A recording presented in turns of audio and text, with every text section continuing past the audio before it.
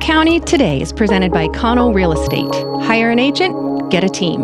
Learn more by visiting connellrealestate.com. Hello everyone, Jacob Grandeman here with the Clark County Today Wednesday night update of the stories we're following for you. Let's dive in. Election Day 2020 is over. However, the same cannot be said of the November 3rd general election, both nationally and here at home. Two key races in Clark County are too close to call, as indicated by initial results released by the Clark County Elections Department. In the race for state representative position 1 in the 17th Legislative District, Democrat challenger Tanisha Harris leads incumbent Republican Vicki Kraft by 1,612 votes. In the race for the Clark County Council District 3 position, Democrat Jesse James has an advantage of 1,110 votes over Republican Karen Bowerman. Initial election results released Tuesday night showed the counted ballots at 220,476 of Clark County's 324,642 registered voters. Clark County Auditor Greg Kimsey, who had projected a turnout as high as 90% of registered voters, told Clark County Today Tuesday night that there was an additional 60 or 70,000 ballots left to be counted this week. Clark County elections officials will release additional results on a daily basis, usually around 5 p.m. Clark County Today will continue to bring you updated reports with those daily results. More on this historic election. Governor Jay Inslee has won re-election, defeating challenger Lauren Culp in the statewide vote 59.5% to 40.5%. In Clark County, Inslee also outdistanced Culp, but by a slightly smaller margin, about 54% to 46% for Culp, who made 7 campaign stops in the area. It is notable that Washington has not had a Republican governor since John Spellman left office in 1985. In the 3rd Congressional District race for the United States Representative, Republican Jamie Herrera Butler has earned re-election with a sizable victory over Democrat challenger Carolyn Long. Herrera Butler, who was first elected to Congress in 2010, received just over 54% of the vote to Long's 46%. In Clark County, Long currently holds a small lead by about 1 and 1.5%.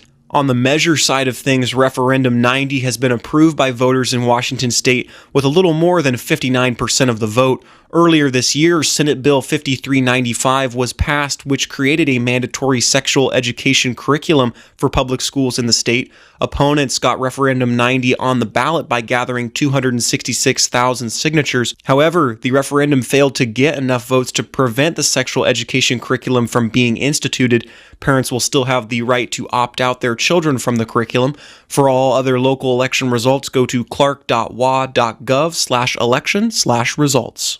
COVID-19 cases continue to rise in Clark County. Since our last report to you on Monday, a total of 165 new cases have been reported, including 1 new death, bringing the total to 5,164 cases since the pandemic began, and a death toll now at 71. The number of active cases in Clark County increased by just 1 to 267. The rate of new cases per 100,000 residents continues to soar, currently sitting at over 131. There are currently 33 cases of COVID-19 that are hospitalized and another 17 cases under investigation. 65% of licensed hospital beds are occupied in the county, and 12.7% of licensed ICU beds are occupied. 8% of those beds are occupied by COVID-19 patients and patients under investigation. A large horse arena in the Meadowglade neighborhood southwest of Battleground was destroyed by a fire early Wednesday morning. Clark County Fire and Rescue crews were dispatched just after 4 a.m. Wednesday to reports of a large arena on fire at 10,025 Northeast 184th Street. It is initially indicated the structure was heavily involved in fire, with propane tanks inside randomly exploding. The first crew arrived to find a 120-foot by 108-foot horse barn and riding arena completely engulfed in flames. The property owners were able to get the horses out prior to the arrival of firefighters. The home was approximately 75 feet from the arena and at risk of catching fire due to the radiant heat.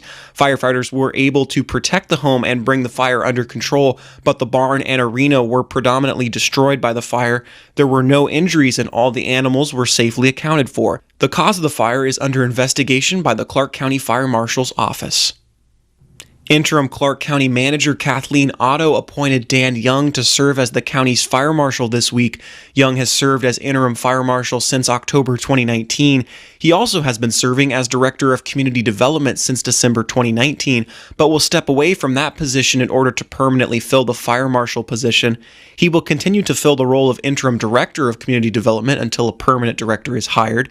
The fire marshal's office is in the county's Code Administration Department. Young previously worked as the building inspections manager in the county's building safety program. He has experience as a deputy state fire marshal, Clark County deputy fire marshal, and as a building inspector for Clark County and the city of Battle Ground. The community development department includes building safety, development engineering, business technology, and land use divisions. The county will publicly post the opening for the now vacant director position in the very near future. The Building Industry Association of Clark County reported trends this week from a nearly 700 member-wide survey regarding the effects builders, remodelers, subcontractors, and suppliers are feeling from the COVID-19 pandemic. The housing industry has obviously faced some challenges due to the pandemic. Among the top issues were delays in project timelines due to subcontractor availability and the shortage of building products and materials. 80% of respondents reported an increased cost of supplies and building materials.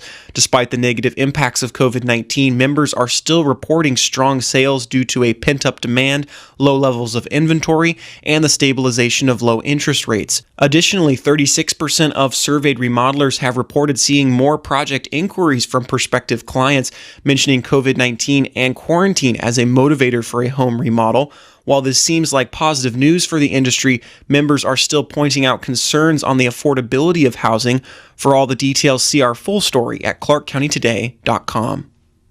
The pandemic put a halt to just about all art festivals this past summer. Well, Paul Valencia found an artist in Battle Ground who had an idea for an event. It's happening Saturday. Here's Paul with more. Hey, Paul Valencia here in Battle Ground, Open Studio Arts and Crafts Sale.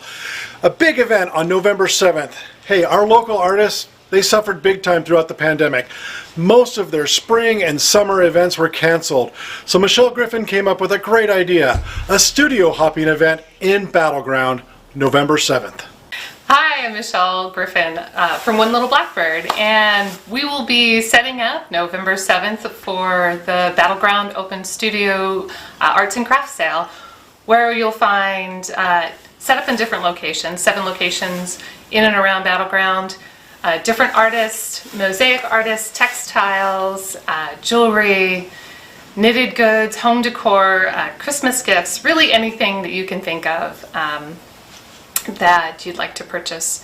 Come shop November 7th. I was hoping to organize something where people could still safely shop, come out, enjoy local arts and crafts, see where a lot of our makers set up shop and where they work from home, get to know them, and hopefully purchase some of their wonderful creations. Well, there's an overview of the stories we have for you at clarkcountytoday.com. Be sure to check in with us on social media through Facebook, Twitter, Instagram, and YouTube to see when stories are posted and join the conversation.